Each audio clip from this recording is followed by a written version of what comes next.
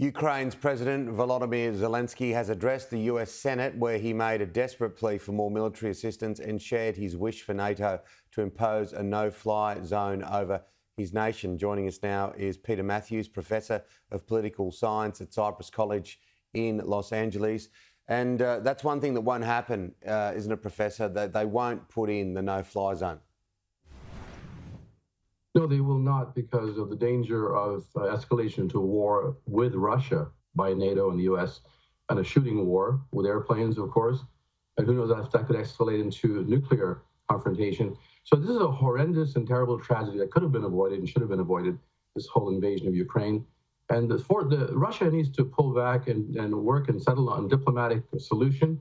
And Ukraine needs to also agree to, terms that would make Russia a bit more secure. Like, for example, earlier before this started, many people recommended that Ukraine should be a neutral country, not joining NATO, but the West should guarantee her security, and Russia would guarantee she would not invade Ukraine.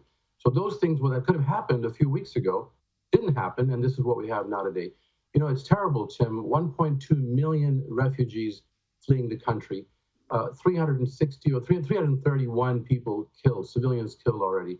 It's horrendous, it's tremendous, it's terrible, it's going to be getting even worse. And there are nuclear power plants, as you know, one of them got hit and probably caught fire, I think it did. And that's a very dangerous situation. Those power plants can be made to explode and become like a nuclear weapon if they do explode. There are 15 power plants in Ukraine, and this is a terrible time to be in a war around those power plants. History tells us that it's almost impossible to deal with a psychopath or despot, whichever way you want to describe Vladimir Putin at all. If it wasn't so serious, it would seem like a comedy act, him addressing a bunch of flight attendants and telling them about how sanctions are war. He is a massive problem. He's a massive problem because he's unpredictable. That's the problem. When you're in a crisis like this, you need predictability and leaders who are predictable. And if he feels himself backed up to the wall, there's no telling what action he might take. And to say that sanctions are an act of war, if he feels that, then he's feeling like he's at war with the West. And that means physical battles that he's fighting the Ukrainians. It's not good. And cyber attacks and counter cyber attacks could knock out power grids around the world, could bring hospitals to a stop, transportation systems. We are in a terrible, critical situation. And of course, Ukraine is bearing the brunt of it. But the whole world is at a very crisis situation right now. It has to be settled with some form of diplomatic negotiation and a pullback on both sides. And we need to work on that. I think the leaders have a real duty to the world, the people of the world, to save us from this tragedy.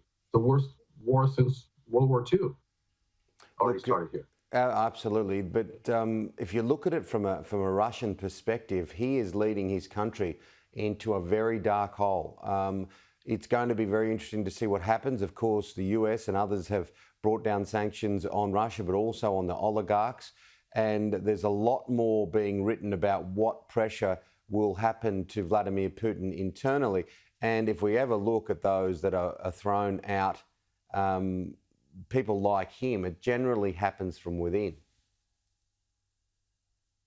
Absolutely, because the people of Russia are suffering themselves right now. The ruble has lost a huge amount of its value. The prices and inflation have skyrocketed in Russia. There's a shortage of goods, and the banks have been put under sanction. It's in a horrible condition, Russia itself, and many people are protesting, as you can see. And that, of course, destabilized the regime to some extent. And the more destabilized he becomes threatened with, that kind of destabilization, who knows how desperate he might get. And that's the other tragedy, is having a balance that the West should use in order to negotiate this and bring it down to, once again, to a more stable situation. And not just the West, but Russia has to be serious about this negotiation as well. And it has to be, it's very dangerous, right, what we're in right now. Peter, thank you so much. Just very, very quickly, what did you think of the State of the Union? Well, it certainly helped President Biden boost his numbers. He went up from 39% to 47% approval rating. He's still underwater a bit, but of course it helped because he came out with sort of clear ideas and also talked about unity and unifying the country. But also Americans are very concerned that this war could end up in nuclear. 70% of Americans are afraid a nuclear exchange could occur. 80% are concerned about other things that could occur unintentionally with this war. And everyone's concerned, but they're trying to rally around the president to some extent. He did get a bit of a boost in his ratings, though. All right. Thank you, Peter. We'll catch up with you real soon.